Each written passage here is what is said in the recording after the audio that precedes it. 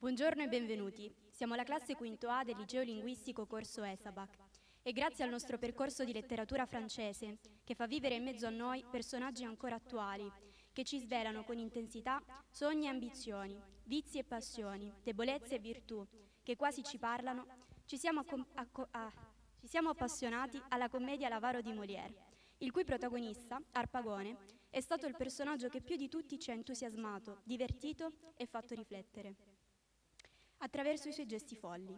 Molière, più che un'opera teatrale d'insieme, dà vita a un personaggio che domina la scena, dall'inizio alla fine, senza né spalla né antagonista, estremizzando ora gli aspetti ed effetti comici, ora quelli seri e drammatici. Abbiamo scoperto un uomo imprigionato nella sua vita e così tanto ossessionato dal suo vizio da imporre ai propri figli un matrimonio combinato.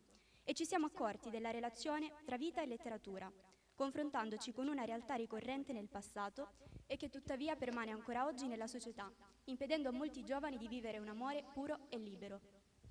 Noi abbiamo la fortuna di non conoscere questo genere di violenza e ci siamo quindi posti l'obiettivo di denunciare questa avarizia profonda che punta al profitto e inaridisce il cuore, proprio come quello di Arpagone. Così la commedia di Molière esalta il suo genio, che sa conciliare il libro del teatro con quello del mondo, cioè il suo acuto spirito di osservazione sugli uomini, creando uno spettacolo che commuove, coinvolge, diverte e stordisce lo spettatore. Dopo questa breve presentazione vi informo che durante la visione dello spettacolo è vietato mangiare e i telefoni devono rimanere in modalità silenziosa. Per chiunque volesse usufruire dei servizi igienici deve passare dietro gli spalti seguendo le frecce. E detto ciò, grazie per l'attenzione e vi auguriamo buona visione.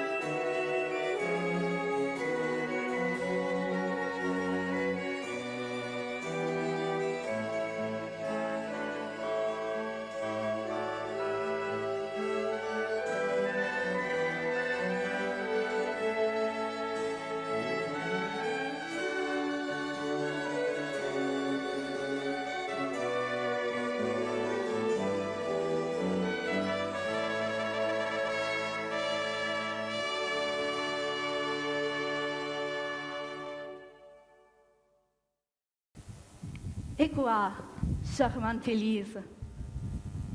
Vous devenez mélancolique. Je vous vois soupirer, hélas, au milieu de ma joie. Est-ce du regret, dites-moi, de m'avoir fait heureux, et vous repentez-vous de cet engagement ou me fait pour vous contraindre? Non, Valère, je ne peux pas me repentir de tout ce que j'ai fait pour vous.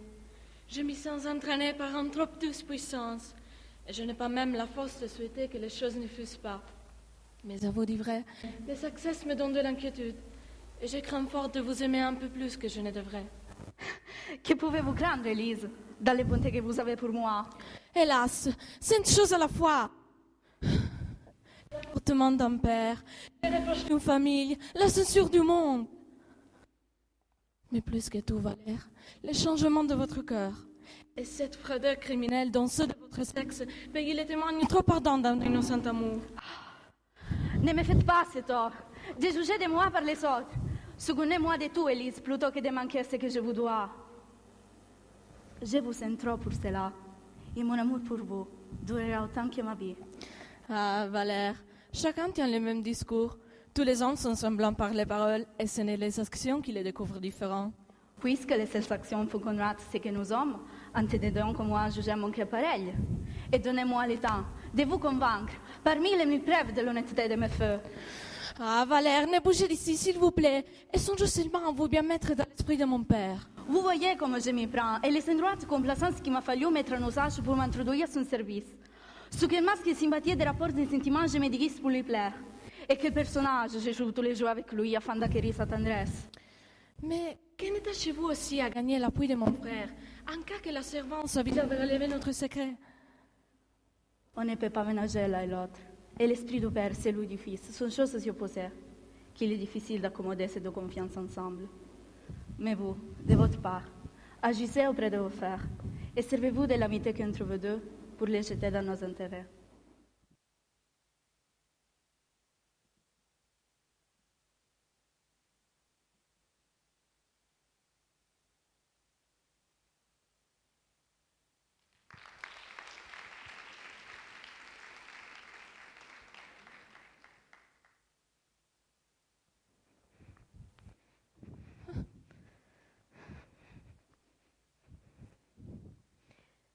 Je suis bien de vous trouver seule, ma sœur, et je voulais de vous parler pour m'ouvrir d'un secret. Me voilà prête à vous ouïr, mon frère. On me dire. Ah, bien des choses, ma sœur. Un bel pénacement. J'aime.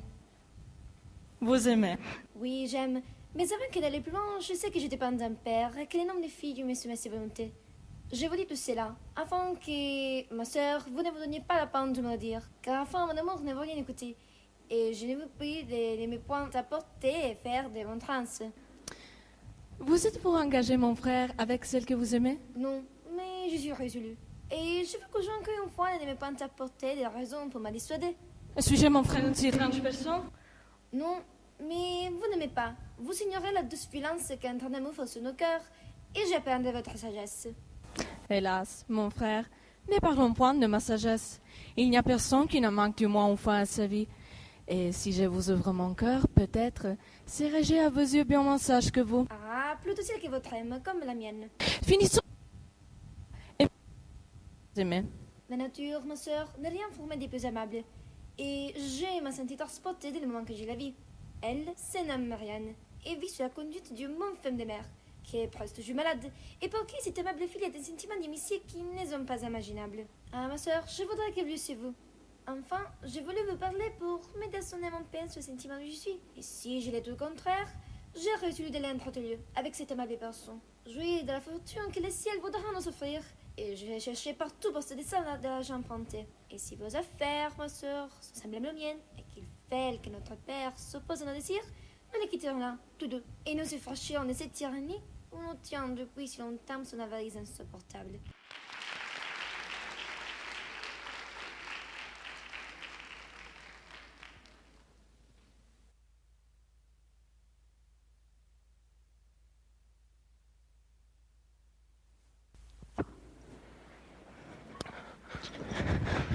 Hors d'ici tout à l'heure, et qu'on ne repique pas, allons que l'on détale de chez moi. Maître juré filou, vrai gibier des potences. Je n'ai jamais rien vu de si méchant que ces maudits veillards. Et je pense, sauf réaction, qu'il a les diables au corps. Tu murmures entre tes dents? Pourquoi m'agissez-vous? C'est bien à toi, pendant à me demander de raison. Sors vite que je l'ai ta somme. Qu'est-ce que je vous ai fait? Tu m'as fait que je veux que tu sortes. Mon maître, votre fils, m'a donné l'ordre de l'attendre. Attends l'attendre dans la rue, et ne sois point dans ma maison plantée tout droit comme un piquet à observer ce qui se passe et faire ton profit de tout. Je ne vais point avoir sans cesse devant moi un espion de mes affaires. Un traître dont les yeux maudits assiègent toutes mes actions. Dévore ce que je possède. Et furette de tous côtés pour voir s'il n'y a rien à voler. Comment diable voulez-vous qu'on fasse pour vous voler? Êtes-vous un homme volable, quand vous renfermez toutes choses et fait sentinelle jour et nuit? Je vais renfermer ce que bon me semble faire sentinelle comme il me plaît. Et voilà pas d'aimer mon char qui prend garde à ce qu'on fait. Je tremble qu'il n'ait soupçonné quelque chose de mon argent. Ne serais-tu point homme aller faire courir les bruits que j'ai chez moi de l'argent caché? Vous avez de l'argent caché? Mais non, coquin, je ne dis pas cela. J'enrage. Je demande si malicieusement tu n'irais point faire courir les bruits que j'en ai. Et que nous importe que vous en ayez ou que vous en ayez pas, si c'est pour nous la même chose. Tu fais les raisonnaires, je te payerai des sérieusement si par les oreilles. Sors d'ici encore une fois. Eh bien, je sors. Attends. Ne m'importe-tu rien? Que vous importe quoi, je... Bien ça que je vois. Montre-moi tes mains. Les voilà. Les autres. Les autres, Ah! les voilà. N'as-tu rien mis ici dedans? Voyez vous-même. Ces grands sauts des choses sont propres à devenir les recelaires des choses qu'on dérobe.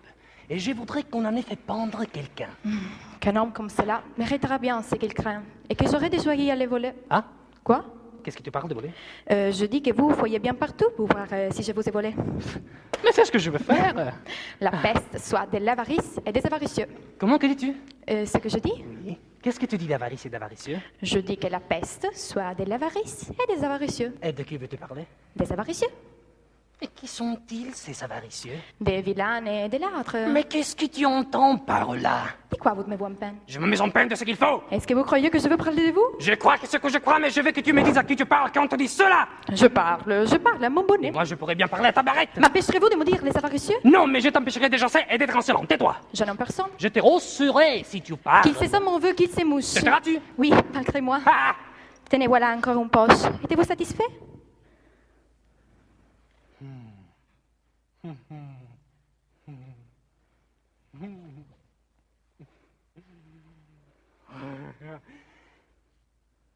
Allons, rends-le-moi sans t'effouiller. Quoi? Ce que tu m'as pris. Je ne vous ai rien pris du tout. Assurément. Assurément. Adieu, va-t'en, tous les diables. Mais voilà, faut bien congédier. Je te le mets sur ta conscience au moins.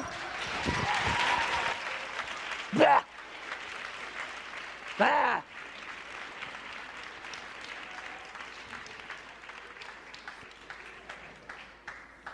Voilà un pendard de valet qui m'accommode fort et je ne me plais point à voir ces chiens de boîte-là. Certes, ce n'est pas une petite peine que de garder chez soi une grande somme d'argent. On n'est pas peu embarrassé à inventer dans toute une maison une cache fidèle, car pour moi, les coffres forts me sont suspects et je ne veux jamais m'y fier. Cependant, je ne sais si j'aurais bien fait d'avoir enterré dans mon jardin 10 000 écus qu'on me rendit hier. 10 000 écus au nord, chez soi. Et une oh, ma fille. Au ciel, je me serais trahi moi-même. La chaleur m'a emporté et je crois que je parlais haut, en résonnant tout seul. Qu'est-ce? Rien, mon père. Y a-t-il longtemps que vous êtes là? Nous ne venons que d'arriver. Vous avez entendu? Quoi? Là? Ce que je viens de dire? Non. C'est fait, c'est fait. Je vois bien que vous en avez vu quelques mots. Ce que je m'entretenais en moi-même est de la peine qu'il y a aujourd'hui à trouver de l'argent. Et je disais qu'il est bien heureux qu'il peut avoir 10 000 écus chez soi. Oh. Le féminin vous apporte à dépôt de vous interrompre. Je suis bien aise de vous dire cela afin que vous n'ayez pas prendre les choses de travers et vous imaginez que je dise que c'est moi qui ai 10 000 écus. Nous n'entrons point dans vos affaires. Plutôt Dieu que je les ai. 10 000 écus. Je n'y crois pas. Ce serait une bonne affaire pour moi. Ce sont deux choses. J'en aurais donc besoin. Je pense que... Cela m'accommoderait fort. Et vous êtes... Et je ne me plaindrai pas comme je fais. Quel temps est misérable. Ah, mon Dieu, mon père, vous n'avez pas lieu de vous plaindre. Et l'on sait que vous avez assez de bien. Comment j'ai assez de bien? Ceux que le disent ont menti. Il n'y a rien de plus faux. Ce sont des coquins qui font courir tous ces bruits-là. Mais vous ne mettez pas en colère. Cela est étrange que mes propres enfants maîtresses deviennent mes ennemis. Et c'est votre ennemi qui dit que vous avez du bien. Oui. Des pareils discours, les dépenses que vous faites seront cause qu'un de ces jours, on me viendra chez moi couper la gorge dans la pensée que je suis tout cousu de pistoles.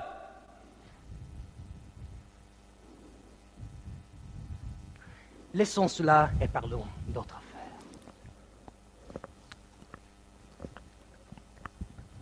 Je crois qu'il sait qu'on signe l'un à l'autre de me voler ma bourse.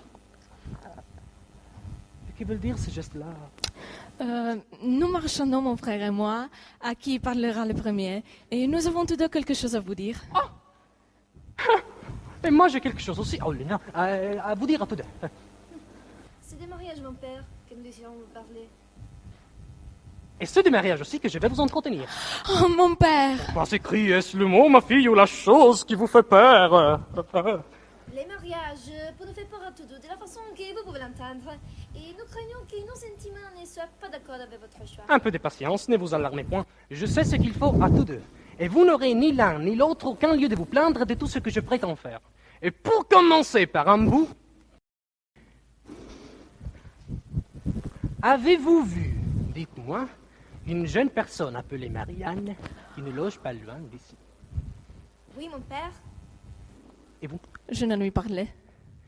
Comment, mon fils, trouvez-vous cette fille? Une fort charmante personne. Sa physionomie, Toute honnête et plein d'esprit. son air et sa manière. Admirable, sans doute. Ne croyez-vous pas qu'une fille comme cela mériterait assez que l'on songe à elle? Oui, mon père. Que ce serait en partie souhaitable? Très suitable. Qu'elle a toute la mine de faire un bon ménage? Sans doute. Et qu'Anne-Marie? aurai satisfaction avec elle. Assurément. Il y a une petite difficulté, c'est que j'ai peur qu'il n'y ait pas avec elle tous les biens qu'on pourrait prétendre. Ah, mon père, les biens n'est pas considérable lorsqu'il est question d'épouser une honnête personne. Enfin, je suis bien aise de vous voir dans mes sentiments, car son maintien honnête et sa douceur m'ont gagné l'âme. Et je suis résolu de l'épouser, pourvu que je trouve quelque bien. Eh? Comment? Vous êtes résolu, dites-vous? D'épouser Marianne. Qui? Vous? Vous? Oui, moi. Il me parle de ta coupe blessement, et j'ai m'arrêté d'ici. Cela ne sert à rien. Les vite boire dans la cuisine un grand verre d'eau claire. Voilà des mesdames aux fluets qui n'ont plus de vigueur que des poules. C'est là, ma fille, ce que j'ai résolu pour moi. Quant à ton frère, je lui destine une certaine veuve dont ce matin on m'est venu parler. Et pour toi,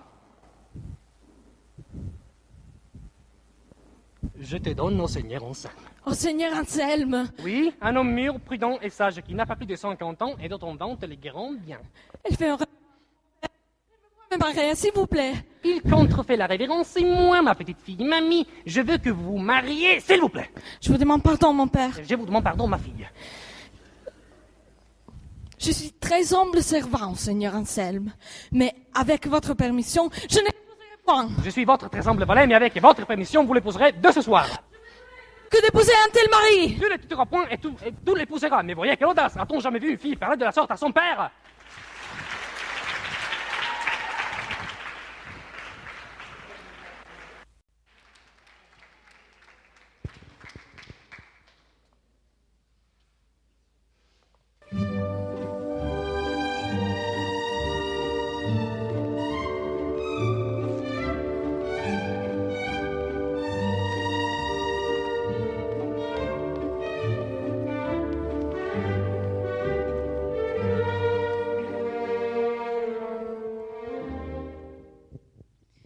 Valère, l'amoureux d'Élise, tente de dissuader Harpagon de tout ce mariage. Toutefois, il ne va pas contre lui, non plus afin de gagner sa confiance. Cléant envisage même de s'enfuir avec ses bien-aimés à l'étranger et alors il cherche à emprunter 15 000 francs. Son valet le trouve un prêteur. Ce dernier demande un tas exorbitant et des conditions supplémentaires inacceptables. Cléant est furieux. Cléant découvre que le prêteur n'est autre que son père, Harpagon. Ils se fâchent toutes les deux opposément. Frosine, une intrigante, entre en scène et se vante auprès de la flèche d'obtenir d'Harpagon des bons subsides, en échange de services qu'elle lui rend dans la négociation de son mariage avec Marianne. Frosine espère en tirer avantage, mais les valets la mettent en garde contre l'avarice légendaire de son maître. Le mariage ne lui rapportera rien. Frosine met à profit ses talents d'entremetteuse. Harpagon arrive et lui fait croire que Marianne a une prédilection pour les billards et qu'elle accepte de l'épouser. L'absence de tout tourment pourtant Harpagon. Frosine la reçoit induit, indiquant les habitudes d'économie de les jeunes filles pauvres, consistantes en réel auto. Vient le moment que Frosine de se faire rétribuer. Harpagon reçoit aux sollicitations de Frosine et prétexte une affaire urgente pour les serviteurs. Harpagon organise un dîner avec Marianne. Cependant, il incite des domestiques à la vigilance concernant les dépenses, en particulier les cuisiniers. Valère, l'entendant, abonde à l'essence de son maître. Maître Jacques, le cuisinier, a une dispute avec Valère, à qui il reproche de ne pas aller dans son sens. Les cuisiniers reçoivent des coupes de bâtons et jurent de se venger dès qu'il est possible. Frosine arrive pour le dîner en compagnie de Marianne. Elle se renseigne auprès de Maître Jacques pour savoir si Harpagon est arrivé lui aussi. Frosine encourage Marianne pour la rencontre et pleine d'espoir qu'elle va voir pour la première fois celui qui sera son époux. Elle ne sait pas que Frosine joue un double jeu. Marianne découvre enfin le visage de son futur mari, l'avare. Ce dernier, qui est donc Harpagon, est vieux et bien peu informe. Il est tout le contraire de ce qu'elle avait imaginé. Il en est paralysé. Élise, la sœur de Cléante, arrive au dîner et salue Marianne.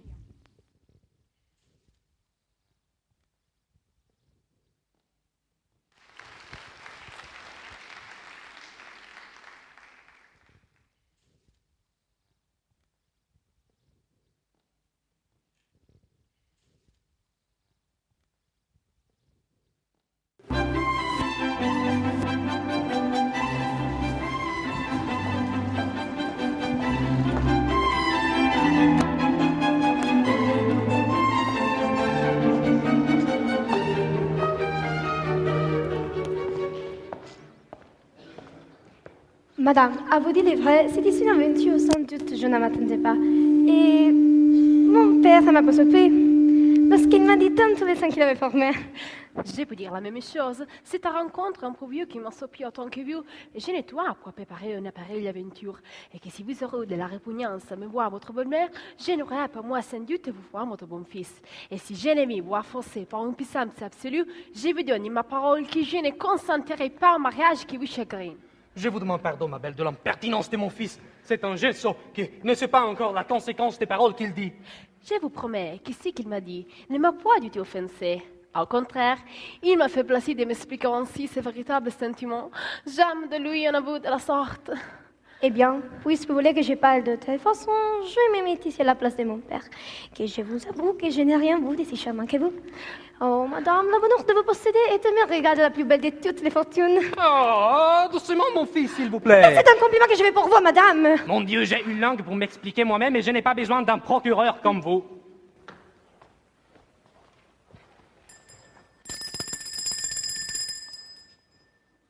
Allons donner des sièges. Non, il vaut mieux que de ce pas nous allions à la foire afin de revenir plus tôt et d'avoir tout le temps ensuite de vous entretenir.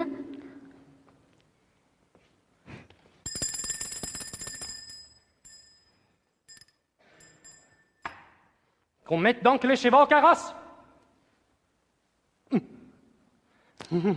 Je vous prie de m'excuser, ma belle, si je n'ai pas songé à vous donner un peu de collation avant que de partir. J'ai pour vous, mon père, que je vais apporter ici quel bassin d'orange de la Chine, des citons doux et des confitures que j'en veux accueillir de votre part.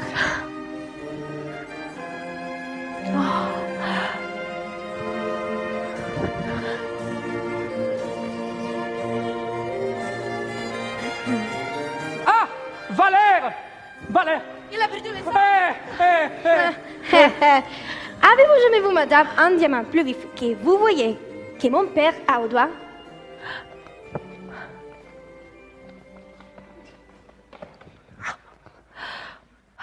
Il est vrai qu'il brille beaucoup. C'est un présent que mon père vous a fait. Moi? Je ne vous point. Ah mon Dieu, que de façon, gardez la bague puisque mon ciel est vert. Pour ne vous pas mettre en colère, je la garde maintenant et je prendrai un autre temps pour vous la rendre.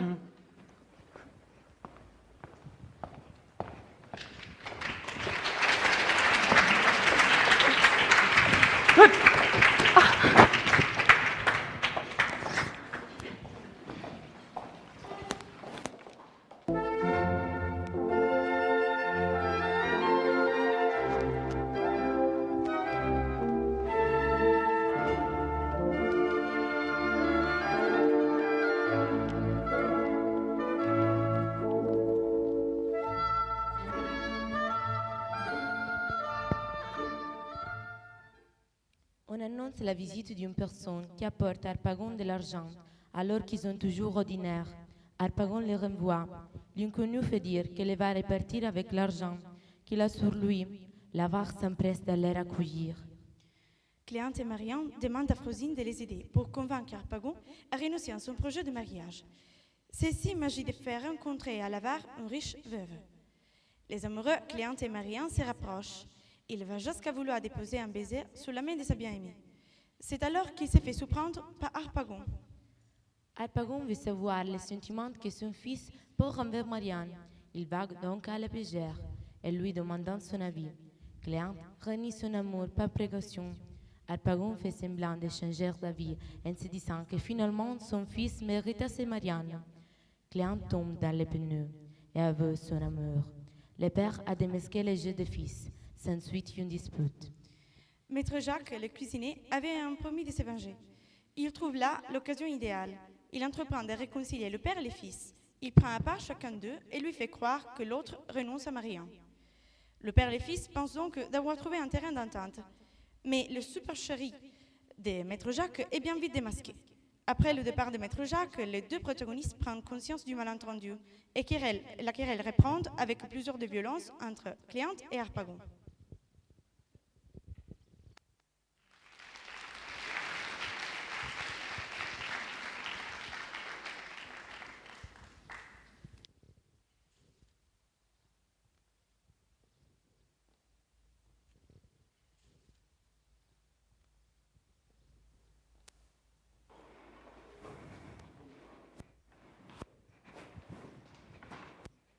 Monsieur, que je vous trouve à propos. Suivez-moi, vite. Qu'y a-t-il? Suivez-moi, vous dis, je nous sens bien. Comment? Voici votre affaire. Quoi? J'ai gagné ceci tous les jours. Qu'est-ce que c'est? Les trésors de votre père que j'ai attrapés. Comment tu fais? Vous saurez tout. Suivons-nous, je l'entends crier.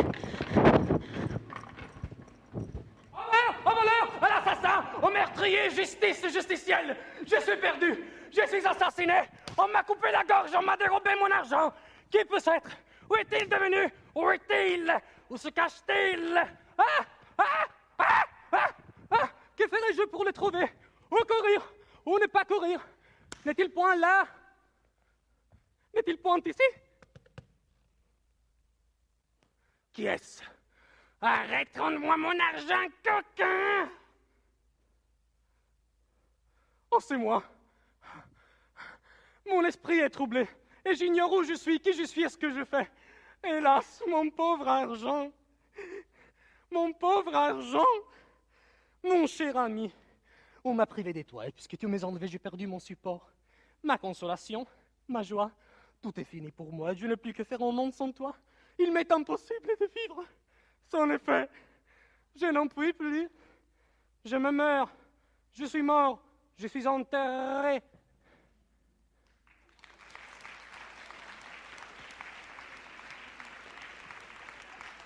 Ah. N'y a-t-il personne qui veuille me ressusciter en me rendant mon cher argent, ou en m'apprenant qu'il a pris? Hein? Que dites-vous? Ce n'est personne. Ce n'est personne.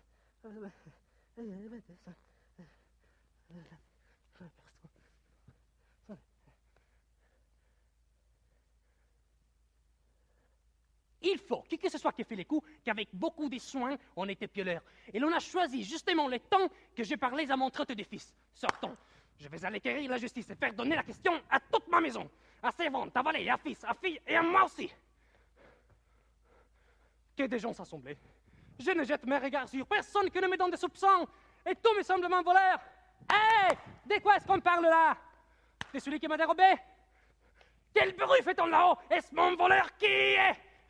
De grâce, si l'on sait de nouvelles de mon voleur, je supplie que l'on m'en dise.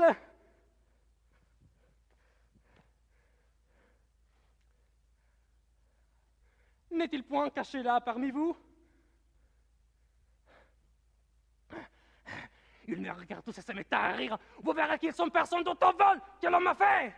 Allons vite, des commissaires, des archers, des prévôts, des juges, des gemmes, des potences et des bourreaux. Je vais faire pendre tout le monde.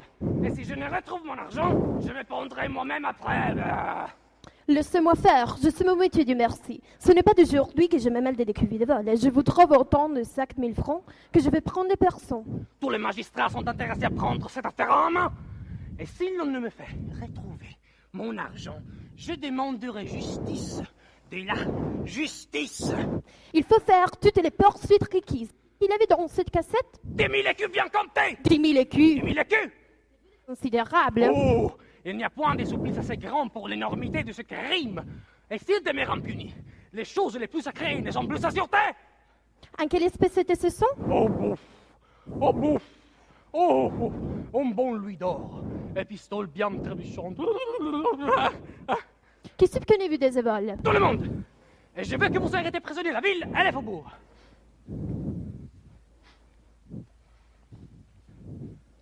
Ah!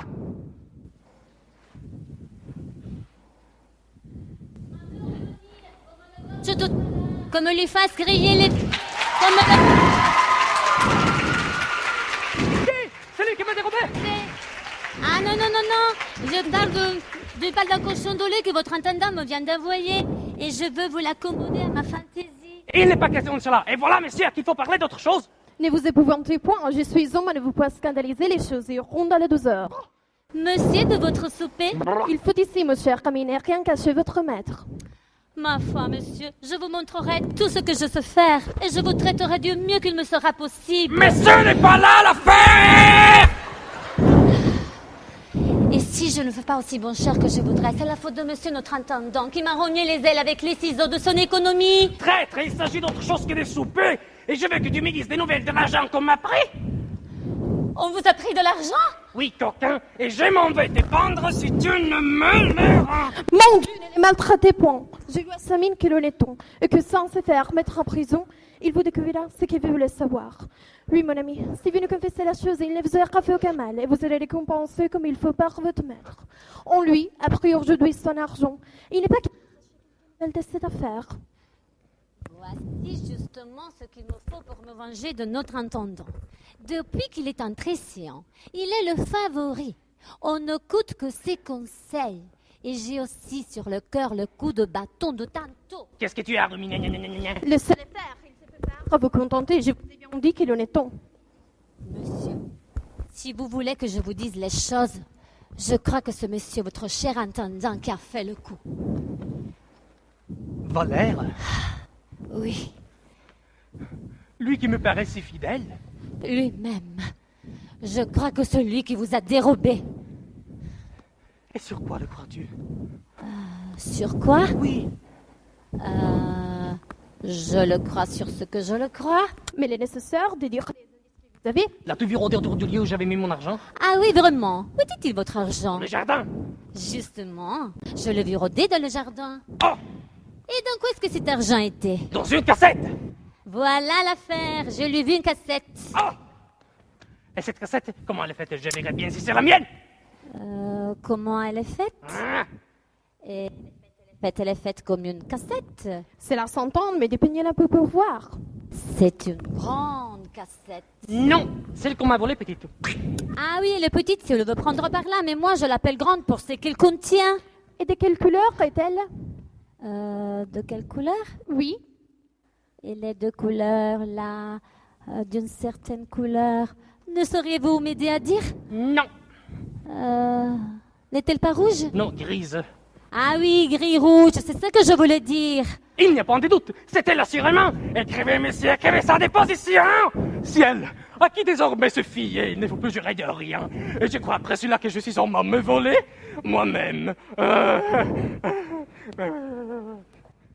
Ne me tourmentez pas, mon père, n'accusez personne. Je découvre des nouvelles de votre affaire. Je viens ici pour vous dire que si vous voulez vous résoudre à me placer épouser Marianne, votre argent vous sera rendu.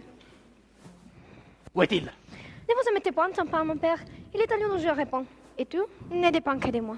C'est à vous de me dire à quoi vous vous déterminez. Et vous pouvez choisir ou de me donner Marianne ou de perdre votre cassette. Nous n'a-t-on rien monté? Rien du tout. Voyez si c'est votre destin de souscrire ce mariage et des gens de votre consentement à celui de sa mère, qui lui laisse la liberté de faire un choix entre nous deux. Mais vous ne savez pas que ce n'est pas assez ce que consentement et que le ciel avait compris que vous aviez bien démarré un temps que vous avez à obtenir. Le ciel, mes enfants, ne me redonne point à vous pour être contraire à vous. Seigneur Harpagon, consentez ainsi que moi à ce double mené.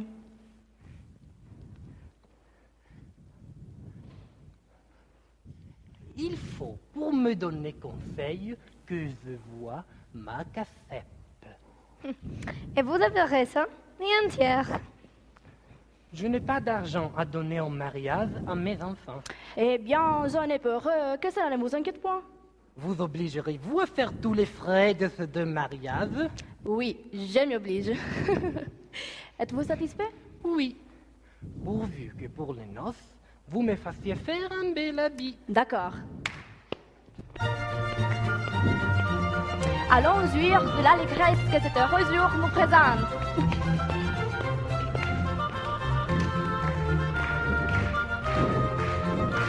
Oh là, monsieur, là, du document, s'il vous plaît, qui me payera mes écritures? Nous n'avons que faire des vos écritures. Oui, mais je ne prétends pas en les avoir faites pour rien. Pour votre paiement, voilà un homme que je vous donne à pendre. Hélas, comment faut-il donc faire? On me donne de coups de bateau pour dire vrai, on me veut pendre pour mentir. Seigneur Harpagon, il faut lui pardonner cette imposture. Vous payerez donc les commissaires. Soit.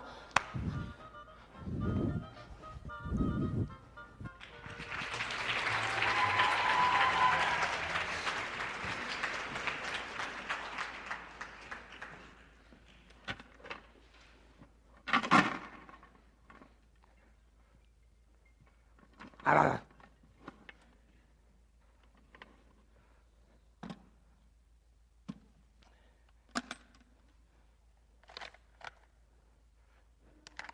Et moi, voir ma chère cassette.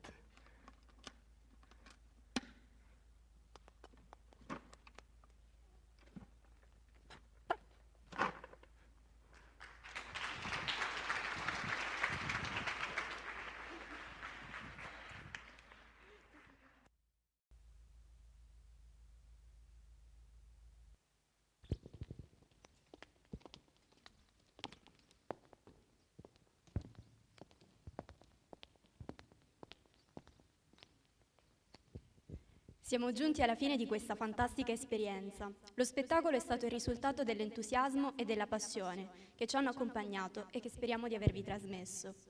La realizzazione di questo progetto ci ha fatto comprendere di essere alla fine del nostro percorso ESABAC, dandoci la possibilità di riscoprire la serenità, l'armonia e la collaborazione, che devono essere caratteristiche importantissime in un gruppo classe, elementi che purtroppo sono svaniti a causa della lunga pandemia. I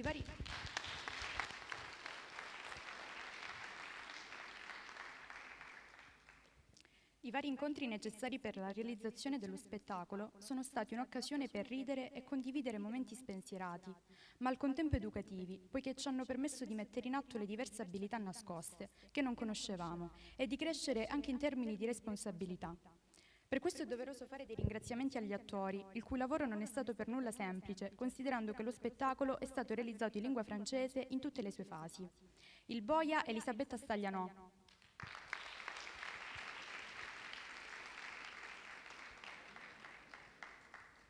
i due giudici Ludmilla Gallo e Ilaria Vecchio,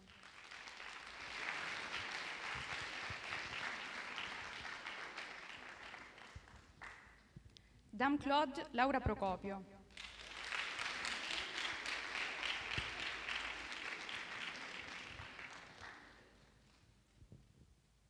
Frosin Giulia Andreacchio,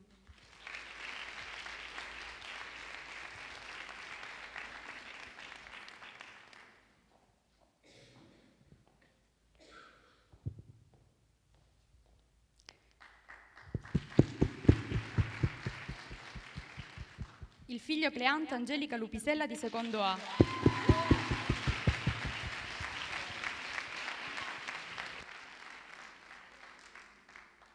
l'amante di Cleantu Marianna Adelaide Barbuto,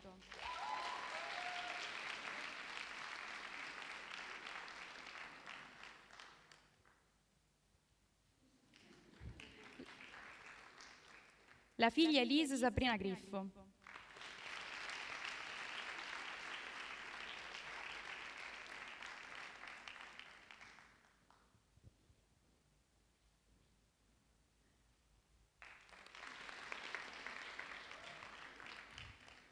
l'amante di Elise Valère Sharon Varano,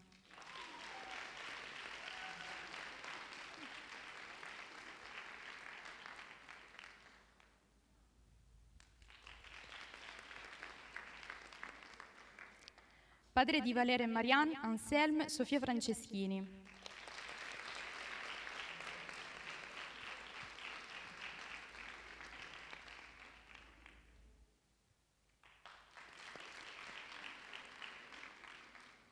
Maître Jacques, la professoressa Luana Fabiano,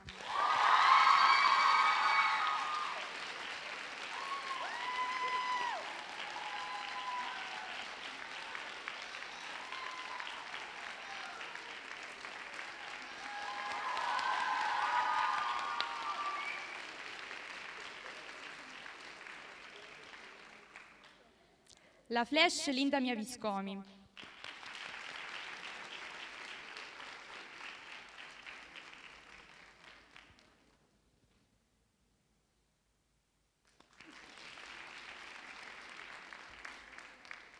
il commissario Rebecca Ciancio,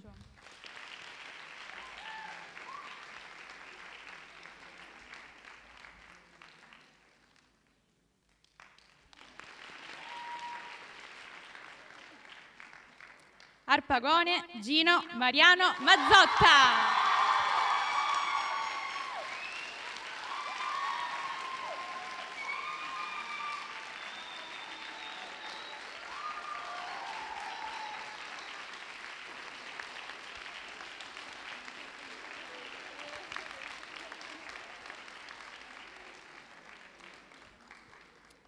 Inoltre ringraziamo le voci narranti Giulia Torchi e Angela Menzica.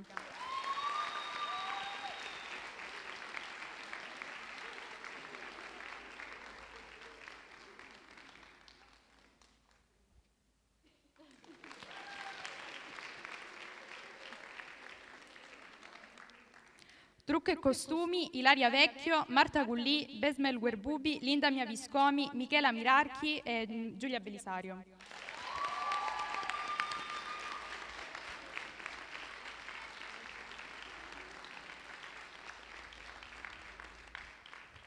Sceneggiatura, Chiara Gallelli, Elisabetta Staglianò.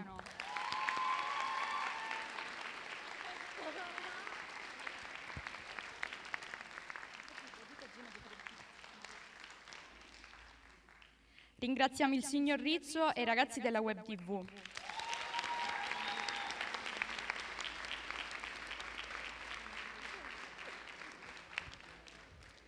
I collaboratori scolastici, la signora Giuliana Talarico, la signora Maria Teresa Pappaianni, la signora Maria Daniele.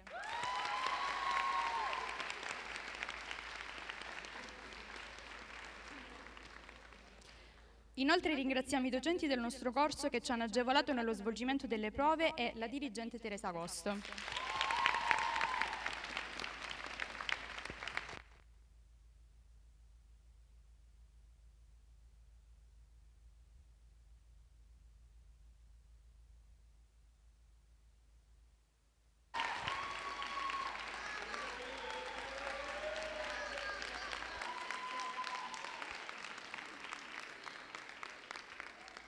Buongiorno, benvenuti. Porgo i saluti a nome della dirigente, la dottoressa Teresa Agosto, che si scusa ma ha avuto un imprevisto e quindi non è potuta essere qui.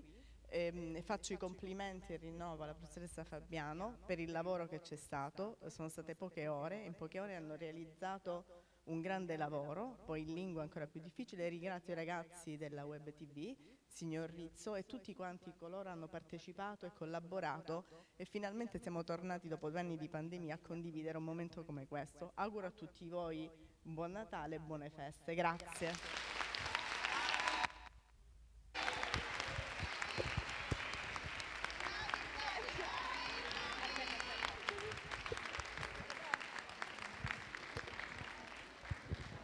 È acceso? Sì, è acceso. Aspettate prima di andare via. Grazie ai colleghi, io mi unisco ai ringraziamenti. Non è possibile. Ma mi volete far piangere?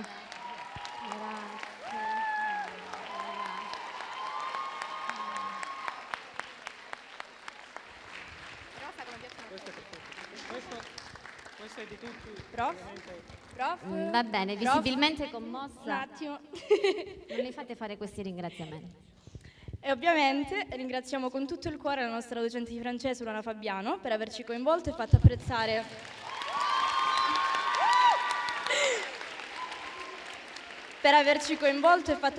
non solo Molière, ma la lingua da lei tanto amata. Prof, l'abbiamo messa a dura prova, una classe complicata, ma alla fine ce l'abbiamo fatta. È tornato il sole dopo molte tempeste e lei ci ha accompagnati in questo percorso senza mai abbandonarci, perché ha visto in noi qualcosa di speciale. Lei che con le sue lezioni stimolanti è stata una guida sia dal punto di vista didattico ma soprattutto umano. Nei suoi occhi abbiamo intravisto la voglia di insegnare, il coraggio e l'amore per la sua disciplina. Un semplice grazie non potrebbe mai ripagare il suo impegno.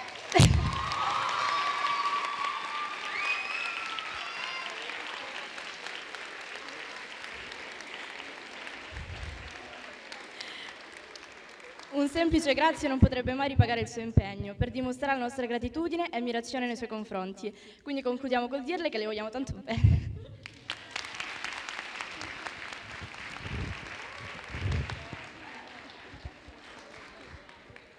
Allora, è arrivato il mio turno, non ce l'ho messa tutta per non commuovermi, però adesso mi vendico.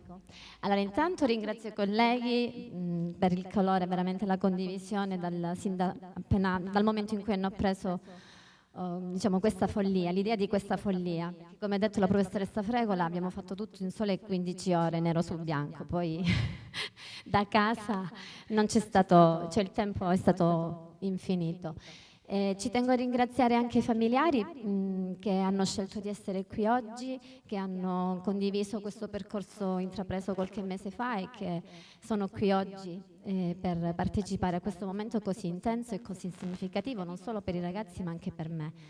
E poi mi preme fare un solo ringraziamento speciale alla mia quinta L.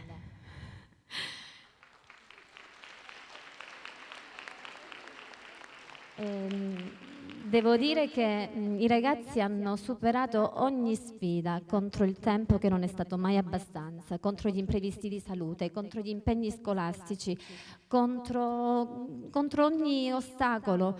E lo hanno fatto con grande volontà e con determinazione. Sono fiera di loro, sono fiera delle loro piccole conquiste che hanno raggiunto non solo nelle competenze linguistiche, ognuno a modo loro, ma nella valorizzazione delle loro attitudini, perché ognuno ha messo, come dire, ha lasciato esprimersi, e quindi nell'espressione della loro individualità.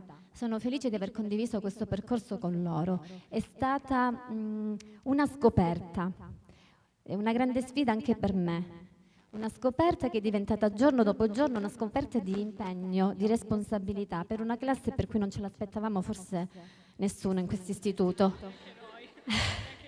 Di impegno, di responsabilità, di generosità, di condivisione, di collaborazione ad ogni ora tra tutti. È stata una rete, una squadra meravigliosa. Gino a volte mi ha anche sostituito. Per cui questa scoperta è diventata poi giorno dopo giorno una conferma. Cosa dire? È stata un'osmosi, oltre alla lingua, di bellezza emotiva. Grazie, grazie.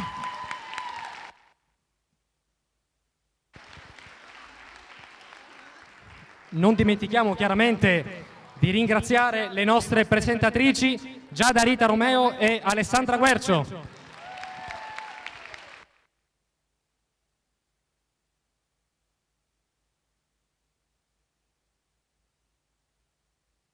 È finito, basta. Okay.